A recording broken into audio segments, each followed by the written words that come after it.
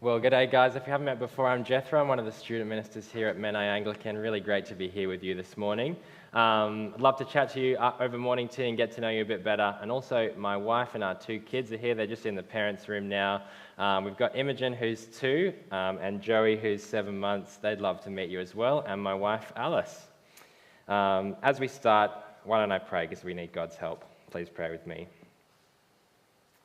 Dear Lord, thank you for your word and for your Son. Please help us to understand what this passage is saying to us, that we would have listening hearts to see what you're teaching us today. Amen. Well, have you ever been in a situation where you had to trust someone with your life? When you had no control over what happened to you, you had to completely entrust yourself to somebody else. Well, about 10 years ago, a group of my friends had this bright idea that we would go skydiving. Has anyone here been skydiving before? Any takers for skydiving?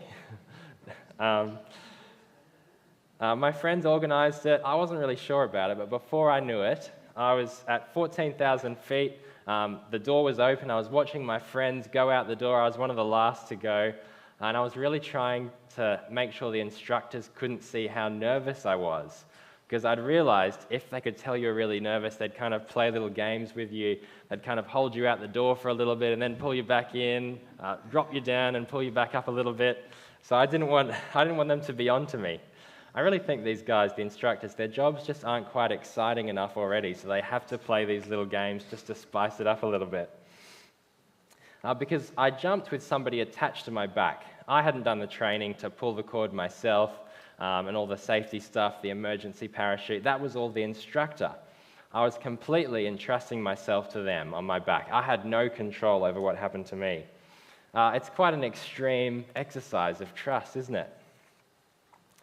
And if you put your life into someone else's hands, you've got to make sure that they're trustworthy, don't you? That you can trust their words and their actions, that they're true. Well, we've seen throughout the Gospel of John this eyewitness account of Jesus, that he's come to reveal the truth, to teach the truth, and that he himself is the truth. And we've seen that the response that Jesus wants from people is trust. He wants us to trust him with our life. And I want to offer to you today that there's only one way that trusting Jesus with your life could be worth it. And that's if what Jesus says about life after death is true. So if we kind of strap Jesus to our back, if we give him complete control of our life, our big question for today, can we trust Jesus? Can we trust what he says about eternal life? And how do we know we can trust him? How can we be sure that what he says about heaven is true? And in today's passage, we have this incredible scene. Jesus is on trial before Pilate. He's on trial for his life. And in the midst of it all, he gives us the answer to this question. Just to recap where we're up to, we've been going through this eyewitness account of Jesus' life, the Gospel of John. And we've been especially focusing on the final 2 days of Jesus. Over the last couple of weeks, we've seen Jesus meeting with his disciples to prepare them for what happens when he leaves. And now that time has come. He's about to leave. The action takes place quickly. Jesus is betrayed by Judas. He's arrested by the religious authorities, abandoned by his friends, and then he's finally brought before this guy Pilate, the Roman governor, and he's put on trial. We're going to look at that scene in more detail, particularly looking at verse 33 to 40.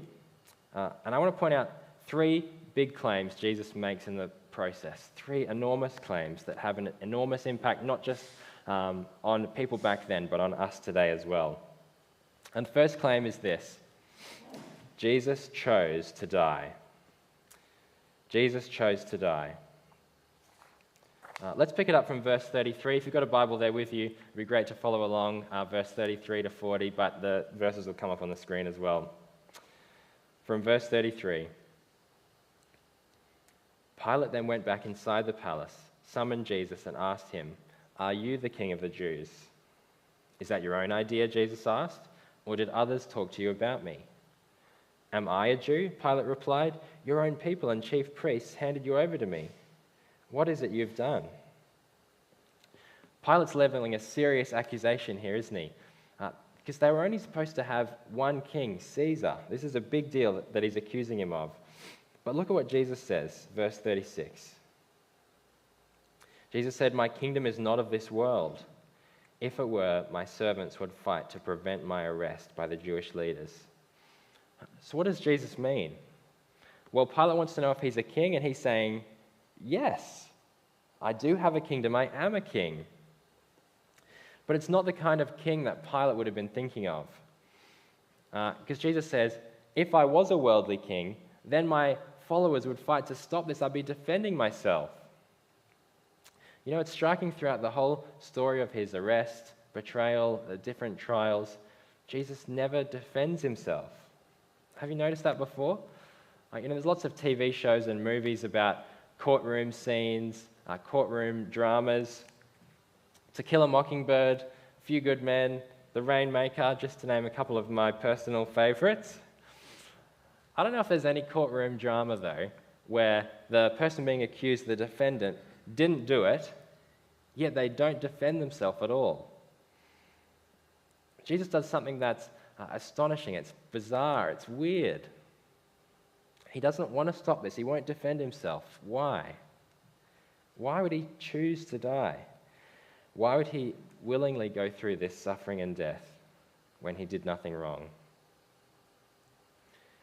Well, the answer comes in the first part that was read from chapter 18. Verse 11, Jesus says this, "Shall I not drink the cup the Father has given me?" So what does he mean, the cup?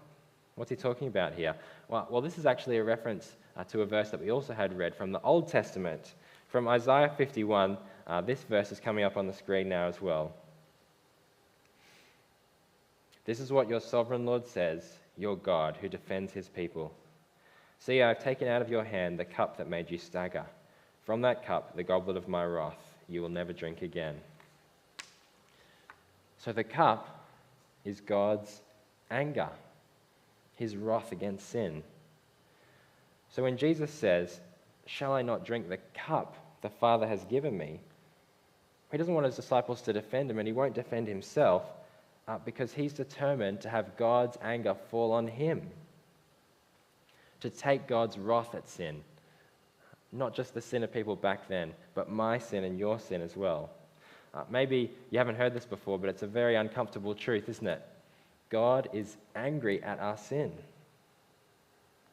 The ways that we ignore him, we don't acknowledge him, how we choose to live for ourselves rather than for him. And God, well, he's just, so he can't just let sin pass. His anger has to be taken away. That's the reason why Jesus doesn't fight back. He doesn't defend himself. He knows he has to go through with it. He knows he needs to die because of us. All along, the Jewish leaders, the Romans, Pilate, Judas, they think they're the ones in control as Jesus is arrested, betrayed. But Jesus is really the one calling the shots here. As he says to Pilate, "Don't you know that if I wanted to, my followers would come and defend me? Don't you know I could escape this?" Because despite what it looks like, Jesus is in full control. It's not an accident. He's choosing to go to his death. That's our first claim. Jesus chose to die, to take God's anger on himself. But his death isn't the end of the story.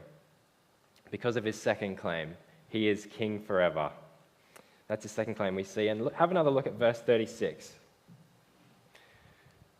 Jesus said, "My kingdom is not of this world. If it were, my servants would fight to prevent my arrest by the Jewish leaders. But now my kingdom is from another place." Jesus isn't interested in building his empire here on earth. He's not interested in overthrowing the Romans, raising up an army. No, he's building something far greater than that. Something worth humbling himself for, even to the point of death.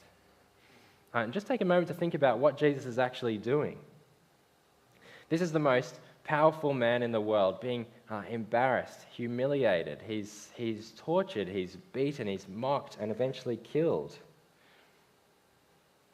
It's a bit like if King Charles over in England. Let's say he left Buckingham Palace. He wasn't going to live there anymore, and he didn't move to any of his other castles or palaces around the place.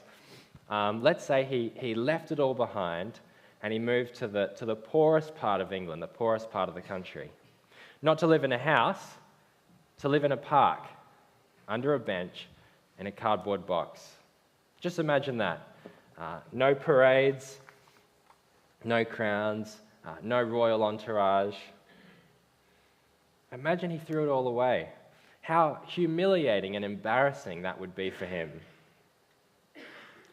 Well, Jesus is more than just the most powerful man in the world. He's God. He's the Son of God as well. He gets humiliated even worse than that. He's flogged, beaten, and eventually killed. So why does he go through it all? Well, it's because his kingdom is not of this world. In the original text, the end of verse 36 says, my kingdom is not from here. Because it's not about here. It's not about the here and now. Because if it was, this would be a disaster. Because Jesus is about to die. But Jesus, he sees beyond the here and now. I think it's easy for us to get caught up in the here and now, isn't it? Being financially secure, wanting to own our own place, spending as much time as we can on our hobbies, holidays, buying gifts for our loved ones. I think we all feel the pull of living for these things, don't we? I know for me, I became a dad about 2 years ago, and since then I've really felt a strong pull towards wanting to have a nice house, a good backyard, car, great schools to send my kids to, live in a nice neighborhood. Maybe for you it's other things like the pull of wanting to have a nice garden, a comfortable retirement, great family time, a place for kids and grandkids to stay. And there's something really, really good there, isn't there?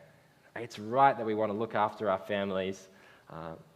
There's something really right and godly about that, but you can't make that the ultimate in your life. There can be a danger where you take that too far. Because if Jesus' kingdom is eternal, then it means your life isn't about what's now, it's about what's next. If his kingdom is not of this world, then there is life after death. His heaven is a real place where real people will go. That's our second claim. Jesus is king forever, and it's a massive one, isn't it? But back to that question from the start, how can we trust in a claim as big as that? How can we know for sure that Jesus' kingdom is not of this world? Well, this is answered in his third claim in this passage. Claim 3, Jesus is the truth. Look at verse 37. Jesus has just said his kingdom is not from here, and Pilate says, you are a king then. We know Pilate, he just wants to trap Jesus, to give himself an easy way to be able to sentence Jesus, to put him to death. But Jesus doesn't play that game. Look at his answer. Jesus answered, you say that I'm a king. In fact, the reason I was born and came into the world is to testify to the truth. Everyone on the side of truth listens to me. Jesus doesn't give Pilate an easy way out. Instead, he says these profound words. The whole purpose, the whole reason for his life, his ministry, suffering, death, is because of truth, to testify to the truth. We've seen earlier in John that Jesus is the truth. He's the way, the truth, and the life. Remember chapter 14? And here he testifies about the greatest thing that he can, himself, who he is and what he's come to do. And in no part of his testimony has he ever been found to be false. Every word from his mouth is true. But let's just stop and think for a second. We can trust Jesus because he says that he's the truth. Because he says, if you're on the side of truth, you're with me. That's a kind of disappointing answer to that question, though, isn't it? We can trust that Jesus is true because he says he's true. It's kind of circular. Does that really help us to be certain? Well, I think the answer is found in this. My kingdom is not of this world. There's an eternal reality that Jesus is referring to here. That there is life after death. that this world isn't all there is. And how do we know this is true? Well, it's because of what happens just a few short hours later. Jesus dies, but that isn't the end of the story. 3 days later, he rises again to life. The conclusive proof to the truth claim of Jesus is his resurrection. Because you can trust someone in what they say about life after death if they've gone to death and come back, if they've returned to life after themselves experiencing death. So how do we know for certain that Jesus is the truth? Well, we could talk about the things he said, his prophecies, how every word he spoke came true. We could talk about his miracles, how they were eyewitnesses to everything, who wrote it down, like John. But actually, there's one thing that stands above everything else throughout all of human history, and that is the resurrection of Jesus. That's how we can know for sure that he is true, that his kingdom, heaven, is true. All right, so we've seen these three big claims Jesus makes about himself. 1, he chose to die. 2, he is king forever. And 3, he is the truth. So what does this mean for us? Well, I want us to think through 2 huge implications. And the first of these is how we think about truth. Because in our society right now, we've kind of got everybody claiming their own truth. People say, I have my truth, you have your truth. Well, Jesus makes it clear that he is exclusively the truth. Again, verse 37, everyone on the side of truth listens to me. Jesus isn't giving you any other choice. There's nowhere else to go. And I think if you reverse it, it's even more striking. Jesus is saying if you're not on the side of me, then you're on the side of untruth, falsehood, lies. That's difficult because in our world, people increasingly don't care about truth. If there is my truth and your truth, then the real objective truth is lost.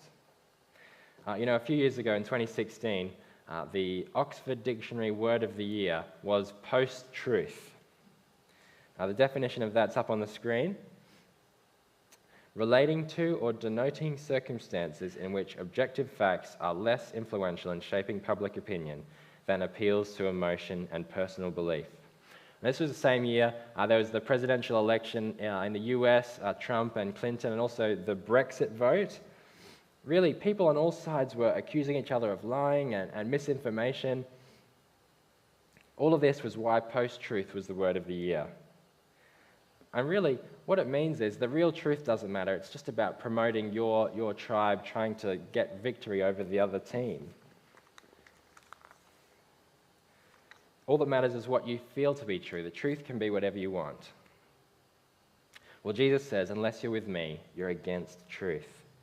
And I think we have a great example of someone being against truth right here in our passage, don't we? Look at what Pilate does in the last few verses. First, in verse 38, he asks, what is truth? But you might have noticed he doesn't really wait for an answer. It says, with this, he went out.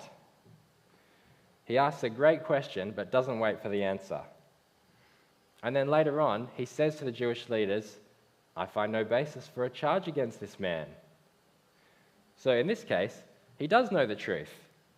He knows that Jesus hasn't done anything deserving of death, but still, because he's afraid of what will happen to him, he sends Jesus to his death anyway. So again, he doesn't care about the truth. And he lets this, you see in verse 40, this revolutionary, in Mark it says he's a murderer, he's basically a terrorist, this guy Barabbas. He lets Barabbas go free, and someone he knows is innocent, he lets go. I think this is a great example of the choice that we all have to make about truth. You can see, as Pilate asks these questions, he's wanting to sit on the fence. He wants someone else to come and make a decision for him. He doesn't want to do it. So many people in our world want to sit on the fence about Jesus, I think. But you're either with the truth or against it. There's no in between, and that truth is Jesus. You can't be agnostic. You can't say, I don't know for sure. It's not really clear. I'll just sit on the fence. Well, that's a post-truth world, isn't it? So much of our world is agnostic about Jesus. Not sure. I'm not really interested in finding out either. Well, because of this fact, Jesus' death and resurrection, we know that we can trust him. While there are so many different ideas about truth in the world, the only truth that matters is what God says. So don't miss this. Don't miss out. If you're unsure, if you're agnostic about Jesus, you can't stay on the fence. Either you're on the side of truth with Jesus or not. So if you're searching for truth, come to Jesus. If you want answers about life and the world, come to Jesus. If you care about the truth, come to Jesus. That's our first implication, truth. And secondly, if we can trust Jesus, then we can trust him when he says, "My kingdom is not of this world." And what that means is assurance. We can be certain that our life after death is secure. We can be sure of God's heaven. Jesus wants us to rest easy, to have assurance that his eternal kingdom is waiting for us. And I think this assurance is both present and future. Everyone who believes in Jesus has approval before God right now in the present. If you trust in Jesus, you stand in his grace right now, today. You don't have to wait until later. You're with Jesus and you have a right standing before God. So it's present and it is also future, as we're assured that we'll be accepted into Jesus' kingdom later. It's Jesus' resurrection from the dead that secures our own resurrection, our own life after death. It's both present and future, and it's grounded in Jesus. And I think assurance is a really important thing for us, because not only does it give us great comfort for those who believe in Jesus, but it allows us to live a life of joy. We can be joyful through whatever life throws at us because we know that we're right with God and we have an eternal future with him. We can praise God with joy because of what he's done for us, because Jesus sacrificed his life for us, because he rose again to be king, and because his kingdom is not of this world. Please pray with me.